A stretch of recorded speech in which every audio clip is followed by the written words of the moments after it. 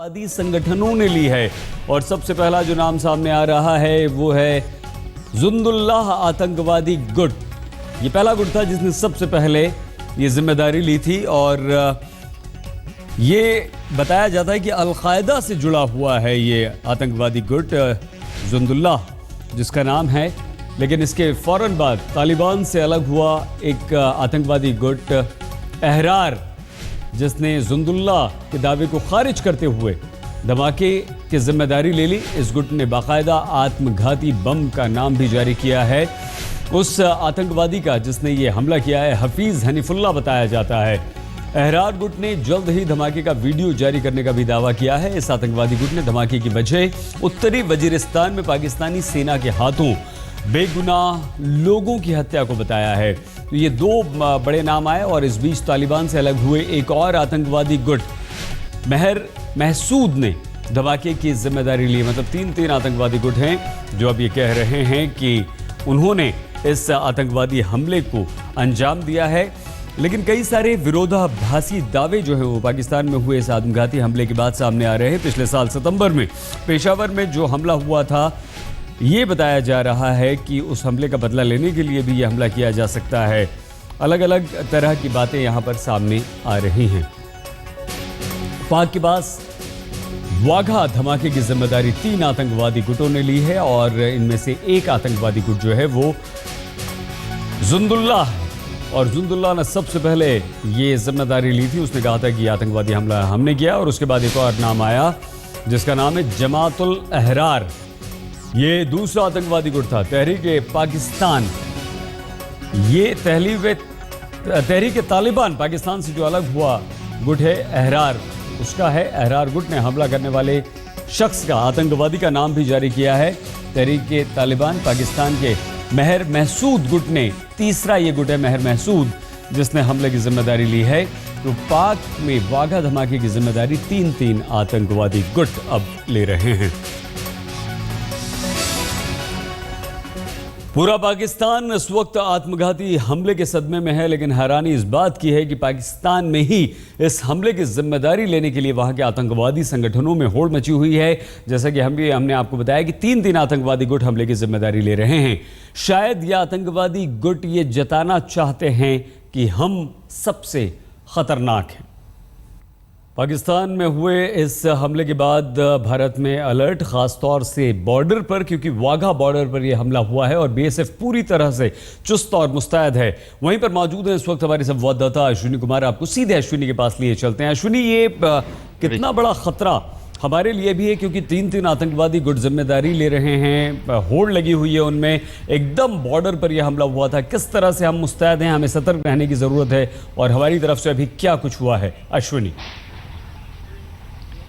जी, साफ जाहिर है कि जैसे ही पाकिस्तान की तरफ से जो वाघा बॉर्डर पे उस साइड जो अटैक हुआ है सुसाइडर बॉम्बर ने किया है और उसकी जो उन्होंने क्लेम भी किया, उसके बाद पूरा अलर्ट जो है वाघा बॉर्डर पर कर दिया गया। करीबन 15 किलोमीटर जो है पूरा जो अमृतसर साइड में जो एरिया है पूरा सील कर दिया गया। हर जगह पर नाके लगाए गए हैं जिसमें पंजाब पुलिस भी है,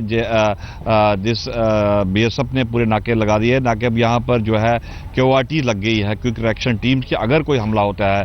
क्योंकि मैं आपको बता दूं कि 4-5 दिन पहले यहाँ पर बीएसएफ को भी एक अलर्ट आया था सेंट्रल इंटेलिजेंस एजेंसी की तरफ से कि इस तरफ हमला हो सकता है, मगर उन्हें यह नहीं पता था कि उस साइड भी हमला हो सकता है। मगर जिस तरह से हमारे पास खबरें आ रही हैं कि उस तरह का अलर्ट जो है पाकिस्तानी रेंजर्स को भी दिया गया था।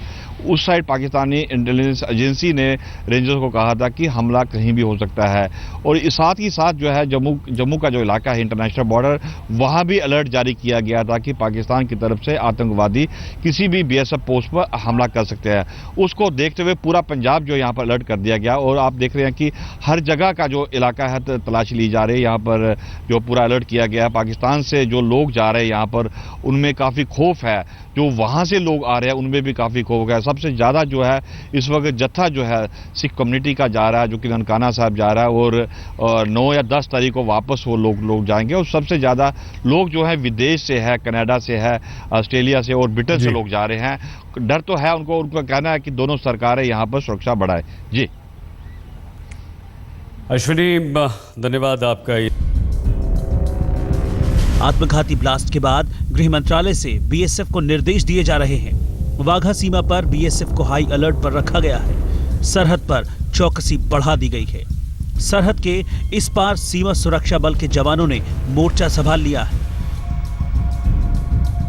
हालांकि धमाके के बाद पाक रेंजर्स की ओर से भारत से कोई जानकारी साझा नहीं की गई है, लेकिन हिंदुस्तान की कोशिश यही है कि इतवार की शाम सूरज ढलने के साथ ही दहशत की जो आग पाकिस्तानी हिस्से में दिखाई दी, उसका कोई भी असर सरहद को पार कर हिंदुस्तान में दाखिल न हो सके। तो ये संभव है कि कोई उनकी तरफ कोई अटैक हो, टेररिस्ट अटैक हो, या वो कुछ ये भी सुनने में आ रहा है कि हो सकता है कि वो सिलेंडर का ब्लास्ट हो। बट थोड़ी कोशिश कर रहे हैं हम लोग रेंजर से कांटेक्ट करने की। हमारी साइड पहली बात पूरी तरह सेफ है। लोगों को मैं रिक्वेस्ट करना चाहता हूँ कि वो पैनिक ना करें। इस दहशतनाक वारदात ने सरहद के दोनों तरफ बेचैनी बढ़ा दी है।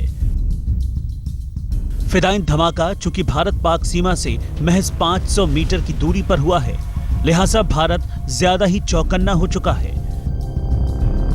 बेशक ये आतंकी वारदात सीमा पर पाकिस्तान के हिस्से में हुई है, लेकिन उसकी धमक का असर हिंदुस्तान में दिल्ली तक देखने को मिला और देश के सरहदी इलाकों के साथ साथ पूरे मुल्क के तमाम बड़े शहरों में अलर्ट जारी कर दिया गया है।